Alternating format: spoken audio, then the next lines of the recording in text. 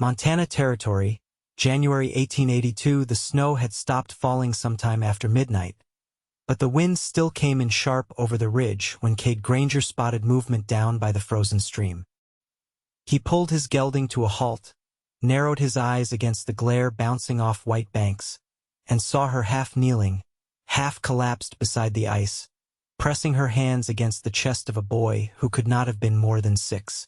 A second child, a girl maybe 4 or 5, stood beside her, bundled in a threadbare coat, cheeks red with cold and terror. Kade swung down from his saddle without thinking. His boots broke through the crust of snow as he ran the last stretch. "Ma'am," he called, voice low but firm. The woman looked up, her face pale and raw from wind. Her eyes locked on his with a kind of desperate clarity. "We were just trying to find water," she said, as if that explained everything. It almost did. The boy beneath her was still, lips blue. Kade dropped to his knees beside them, pulling off his gloves. He moved fast, checking the boy's breathing, then swept him up into his arms. "You have to help him," she said, her voice cracking now. "His name's Simon. He's my son." Kade looked at her again, really looked. She could not have been more than 22. Her coat was torn, dress soaked through at the hem. She had no gloves, just red, chapped hands. "I will," he said. "But we need to get him warm now." The girl clung to the woman's skirt. Kade nodded toward her. "That your daughter?" "Yes. Her name's Zadie." Kade adjusted Simon in his arms, then reached out for the woman. "Come on. My cabin's just over that ridge. Half-hour ride. Maybe less if the horse holds steady." "I can walk," she said, teeth chattering. "Just let me carry Zadie." He gave a sharp nod. "What's your name?" "Zadie," she said. "Zadie Garrow." He did not say it out loud, but the name stayed with him as they moved. Zadie suited her, strong, sharp, and barely holding together. He got them on the horse, Zadie in the saddle holding Zadie close, while he walked beside them carrying Simon. The wind cut through his coat, but he kept moving, kept talking to Simon under his breath, kept watching Zadie's face for signs she might fall off. They made it to the cabin just as the sun broke through the clouds, pale and weak, but enough. Inside, Kade laid Simon near the fire, wrapped him in blankets, and began rubbing warmth back into his limbs. Zadie did not sit until she saw Simon's chest rise slow and shallow. Then she sank against the wall, arms around Zadie, who had already fallen asleep. Kade stoked the fire and set water to boil. He brought Zadie a cup, and she drank like she had not had anything in days. Her hands shook. "Where were you headed?" he asked. "Nowhere," she said flatly. "Just away." He waited. "My husband left 6 weeks ago," she said. "Said he was going to try for work in Helena. Left us with no food stored, no horse, not even a rifle. I waited. Then Simon got sick. I thought if I could just find some water, I could melt it, maybe get him to take a little. So we walked." "You walked from where?" 3 miles west. Little sod shack." She rubbed her arms. "It is probably buried by now." Kade sat back on his heels. "You are lucky you made it this far." Zadie looked at her son. "Luck had nothing to do with it." Simon stirred then, a soft noise in his throat. Zadie was on her knees beside him in a second, her hand smoothing his hair back. She whispered to him, her whole body leaning toward him like she could will him back. Kade stood and stepped outside. The cold hit him hard, but he needed the air. He looked out at the trees, the stream now hidden beneath snow and ice. He had ridden out that morning looking for elk tracks. Instead, he found something else entirely. Inside, Zadie was humming. A low, broken tune, but it was steady. Kade watched her from the doorway. She had pulled her hair back with a bit of twine, and her face was streaked with dirt and melted snow. But her hands were gentle, and her voice held together. By nightfall, Simon was breathing easier. He had taken some warm broth and fell asleep again without fever. Zadie had curled against him, and Zadie had finally accepted a cot near the hearth. Kade sat with his back against the log wall, watching the fire burn down. Zadie was asleep, curled on her side, one hand still resting on Simon's blanket. Her face in the firelight was softer now, less guarded. He had not known her 12 hours ago, and now here she was, stretched out in his cabin, her children warming under his roof. He did not know what tomorrow held, but tonight he had 2 sleeping kids, a woman with no one else, and a storm likely coming back through by morning. He looked at her again. Zadie Garrow. She had walked 3 miles through snow and ice with a child in each hand and nothing to her name but grit and love. Kade felt something shift deep in his chest, something he had not felt in years. He did not say a word, just leaned his head back against the wall and kept watch, same as he always had. But this time he was not watching for elk or wolves. This time he was watching over a woman and her children, and he was not about to let them go. By the time morning pressed pale light through the frost-laced windows, the temperature had risen just enough to thaw the cabin's eaves into slow, steady drips. Kade moved quietly across the floorboards, stoking the fire and setting beans to simmer in a pot. He hadn't slept much, not from discomfort, but from the weight of knowing 3 lives were now bound, at least for a while, to his. Zadie was already awake, crouched beside the hearth with Zadie in her lap. She held her daughter close, moving her hand in slow circles along the girl's back. Neither of them spoke until the smell of food filled the room. "She'll eat," Zadie said, eyes on the child. "She just needs a little warming through first." "She's welcome to as much as she wants," Kade said, ladling beans into a bowl and sliding it toward her. "You too." Zadie shifted Zadie onto a folded blanket, then sat cross-legged near the bowl. "I didn't think we'd wake up indoors," she said. Kade nodded once, resting his hands on his knees. "I'd figured on tracking mule deer today. Didn't think I'd be boiling beans for company either." A thin smile tugged at her mouth. It didn't last, but it sat there long enough to feel real.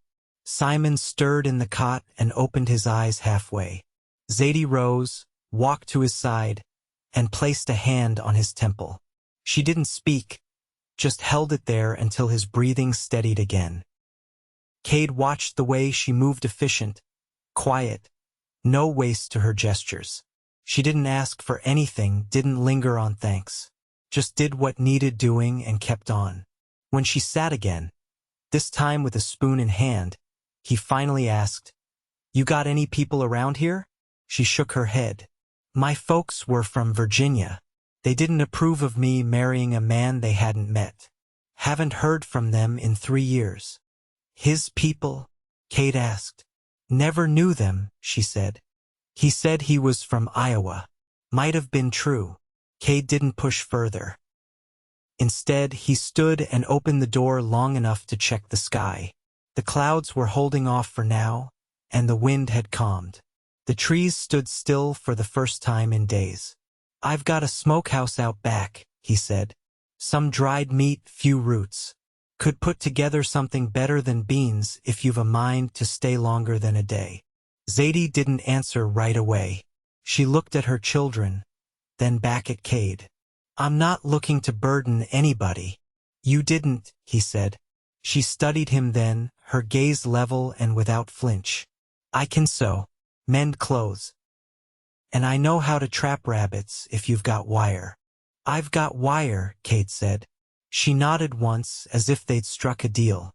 Later, while Zadie napped and Simon drifted in and out of sleep, Zadie stepped into the doorway and leaned against the frame. Her hands were clean now, her sleeves rolled up, and her hair pulled into a tight knot. Kade was splitting kindling near the shed, axe swinging in a steady rhythm. "You build this place yourself?" she asked. "Most of it," he said, pausing to catch his breath. "Bought the land from a fur trapper on his way south. Spent the next 2 winters cutting pine.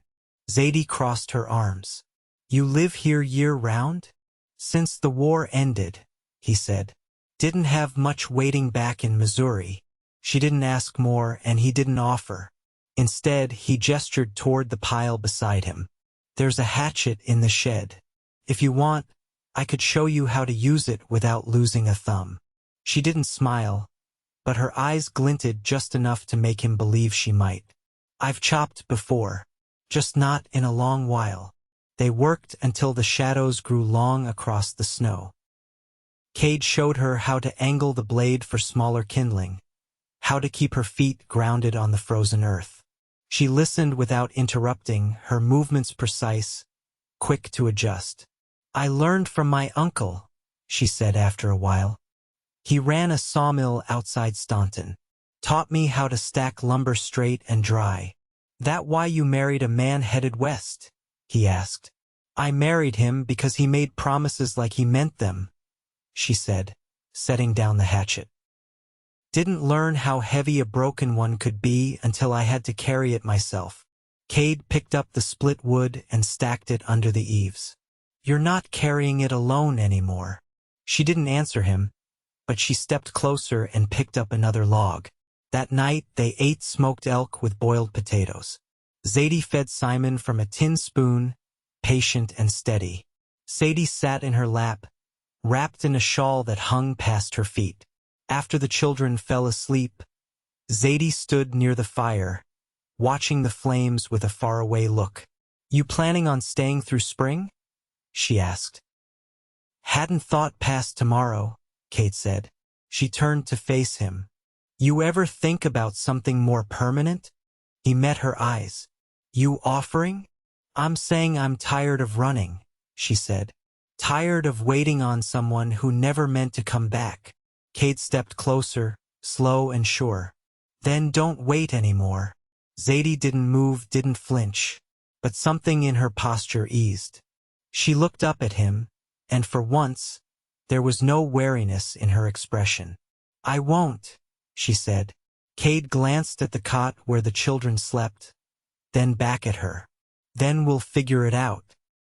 One day at a time. She reached out, not for his hand, but for the cuff of his sleeve, her fingers resting lightly there. I don't need promises, she said. Just someone who doesn't disappear. I'm not going anywhere, Kade said. And in the hush between the fires crackling and the wind outside, that was enough. The thaw came slow but steady. By the second week of February, the snow had sunk into itself, crusted over by day and softening under a low sun that hung longer in the sky. The cabin's roof dripped constantly now, and the path to the well turned muddy underfoot. Kade laid planks across the worst spots so the children wouldn't lose their boots in the muck. Zadie had taken to rising before daylight. She moved quietly around the stove, warming biscuits or tending to the fire, always careful not to wake the children too soon. Kade would find her there, sleeves rolled, hair still damp from snowmelt she used to wash, her expression thoughtful but no longer guarded. One morning, he stepped inside after checking the traps near the creek. She was bent over the table with a needle in hand, mending a tear in her son's trousers. You do all that by eye? He asked, setting his rifle by the door. Measuring takes time, she said, and I've always trusted my fingers more than numbers. He leaned against the post, watching her stitch. You ever work cloth for trade? Once, she said. Back in the Shenandoah, a woman paid me in salt and lye soap to alter her husband's linen shirt. I liked doing it. But then the war came through, and after that, folks didn't have much use for tailored anything. You'd make a fair bit in town, he said. People are always tearing something. She set the trousers aside and looked up. Would you take me there? He nodded. Once the pass clears. Roads are still thick with snow past the ridge. She folded her hands in her lap. I don't need a crowd, just a place to trade what I can make. That evening, Kade brought in a coyote hide from the shed and laid it across the table. "You ever work leather?" he asked. "Only stitching boots," she said. "Never tanned it myself." He ran a finger along the edge of the pelt. "You could learn. There's a tanner in Red Lodge who'd trade scraps for clean hides. I could show you what I know." She tilted her head, thoughtful. "And what would you want in return?" His eyes didn't leave hers. "You staying." Zadie didn't answer right away. She reached out and touched the edge of the hide with 2 fingers, stroking it once. "What makes you think I'd be worth the keeping?" she asked, voice low. "Because I've seen the way you carry your young," he said, "and how you don't flinch when the cold sets in." She let her hand rest on the table. "And if I said I'm still angry? That I wake up some nights with my jaw clenched tight and no reason for it but the memory of being left? Then I'd say you've got every right to be," he said. "But I'd also say you're not the one doing the leaving anymore." Outside, the wind had stilled. The trees stood bare, but the air smelled faintly of pine instead of snow. That night, after the children had gone to sleep, Zadie unwrapped a small cloth bundle she'd kept tucked in her satchel. Inside was a single thimble, dented on one side, and a square of muslin with roses embroidered into the corner. "My mother gave me this," she said, placing it on the table. "Said I'd never be poor if I knew how to sew something fine." Kade traced the edge of the cloth without touching it. "You ever think about writing to her?" "She hasn't seen my children," Zadie said, "and I don't know if I could stand to tell her how things turned out." He looked at her then, quiet. "You think they turned out badly?" he asked. She looked toward the cot where Simon slept, one arm curled around Zadie's back. Then she looked back at Kade. "No," she said. "Not anymore." He reached across the table and rested his hand near hers, not touching, just close enough that the warmth passed between them. "You don't have to rush anything," he said. She turned her hand palm up, slow. "I'm not rushing," she said. "I'm choosing." And when their fingers met, there was no trembling, no hesitation. Only stillness and breath, and the quiet certainty of something beginning that neither of them needed to name. By late March, the snow had thinned to patches along the treeline, and the earth beneath began to show its true color again, dark, damp, and ready. The thaw revealed old pine needles, bits of cracked antler, and the broken curve of an iron horseshoe Kade hadn't seen since last spring. He and Simon found it while clearing brush behind the shed, the boy growing steadier on his feet each day. Zadie had taken to drying herbs and bark on a board near the window. She'd gathered willow, spruce tips, and wild mint, careful with her hands, always testing for dampness before turning them. She kept notes in a small ledger Kade had given her, writing with the stub of a pencil, her handwriting narrow and neat. "You catalog everything?" he asked one morning as she scribbled beside the stove. "Things don't stay in memory like they used to," she said. "If I write it down, I don't have to trust my mind to keep it." He watched her tap ash from the pencil, lips pressed tight in thought. "You forget often?" She looked up. "Only the things I wish I could hold longer." That night, Kade brought in the last of the split kindling and found her sitting at the table, watching the firelight flicker on the walls. The children were asleep. Sadie curled against the quilt Zadie had pieced from old shirts. Simon tucked beneath a wool blanket Kade's mother had stitched long before the war. Zadie didn't look up as he entered. "I had a dream last night," she said softly. "I was back in Virginia. There was a storm, and I was in the cellar with my mama, counting apples. You miss her. I miss having someone who knew me before." Her fingers traced the edge of the table. "Before I became someone who had to survive." He sat across from her, resting his forearms on the wood. "You're not just surviving," he said. "You're building something again." She nodded, but her gaze stayed fixed on the flame. I don't know how to belong somewhere anymore. It's easier just to keep moving. He didn't speak right away. The fire crackled between them, low and steady. I stayed still too long, he said finally. After the war, I didn't want to be seen by anyone who remembered who I was. So I came here, built walls, and filled the silence. She turned her face toward him slowly. And now, he met her eyes. Now I hear your voice in the quiet. I don't want to fill it with anything else. She stood then, crossed the distance between them, and placed her palm on his chest, just over the fabric of his shirt. Her hand was warm from the fire. I'm not easy, she whispered. I'm not looking for easy, he said. They stayed like that a long moment, her breath shallow, his heart steady beneath her fingers.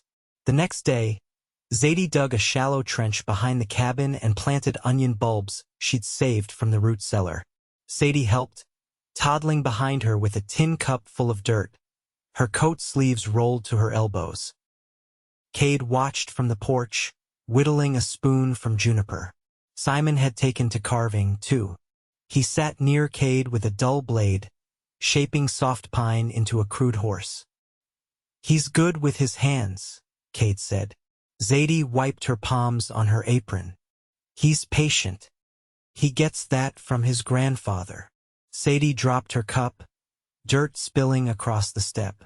Kade leaned down and brushed it away with the back of his hand. She's strong-willed, he said. Zadie glanced over. She gets that from me. They both laughed, then quiet, but real. That evening, Zadie brought fresh bread to the table, thick with lard and dusted with flour. They ate in silence, the kind that comes when no one feels pressed to fill it. Afterward, she sat beside Kade on the porch, her knees drawn up beneath her skirt. I want to stay, she said, her voice steady. He looked at her, not surprised. Then stay. I don't want to be just a guest. You're not. She turned to face him fully. I want to marry again, but not for shelter, not for safety. He nodded. Then not for those things. She reached out, fingers tracing the line of his sleeve. If I tie myself to you, it'll be because I want to build something honest. He caught her hand in his, held it gently. I've got nothing left to hide, he said, and nothing I'd rather do than build that with you. Behind them, a loon called out from the creek, the sound long and lonesome, except now it didn't feel that way. Zadie leaned her head against his shoulder with a weight that didn't ask permission. And Kade, without a word, pressed his cheek to her hair. It wasn't a promise spoken aloud, but it was something stronger, something settled. They didn't need to say the words. They were already living them. April sun came slow, but steady, warming the logs of the cabin until pitch seeped from their seams in sticky beads. The roof no longer groaned under weight, and the creek behind the shed ran fast again, clear and cold. Kade had started planting winter wheat in the lower field, the soil dark beneath his boots, soft enough now to take the seed. Zadie stood at the edge of the fence line one morning, Simon beside her, holding a tin pail of nails. Kade drove another post into the earth and set the hammer aside long enough to wipe his sleeve across his brow. You ever think of building higher? She asked. He shook his head.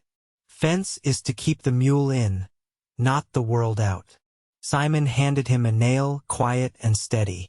This one's straight, the boy said. Good eye, Kade replied and tapped it into place. Zadie watched them work a while longer, arms folded, shawl tied tight. After a while, her voice lowered. I'd like to teach him his letters. Kade gave a nod, driving the nail home. You've got a way with instruction. I want him to know more than how to survive. Her eyes followed the boy as he crouched to gather dropped nails. I want him to open a book and not be afraid of the words. I've got a few in the chest, Kade said. Old almanacs, some scripture, and a primer from my uncle's place. "I'll start with the primer," she said. "He's already asking questions I can't answer." That night, after the children had gone to bed, Kade retrieved the worn cloth-bound book from the bottom of the cedar chest. He handed it to her without ceremony. Her fingers brushed the cover with reverence, and she opened it to the first page, yellowed and creased. "I used to read by lamplight until my eyes ached," she said. "Papa said I was wasting oil. Mama said I was feeding something I'd need later." Kade leaned on the table, arms crossed. She was right. Zadie turned a few pages, smiling faintly at a sketch of a cat beneath the letter C. "I want them to feel safe enough to dream," she said. "Sadie too. I want her to know she doesn't have to stay small just to be loved." "She won't," he said. "Not with you raising her." Zadie closed the book gently and looked at him fully. "I never thought I'd get a second chance to do it right." "You didn't get it by chance," he said. In the days that followed, she taught Simon each morning at the kitchen table, tracing letters with a carved stick dipped in ash water. Kade built a new henhouse with timber from a fallen spruce, and Sadie insisted on helping by carrying scraps of bark to the pile beside the porch. One evening, after the sun had dipped low and cast the whole western ridge in copper light, Zadie stood near the well, her braid loose down her back.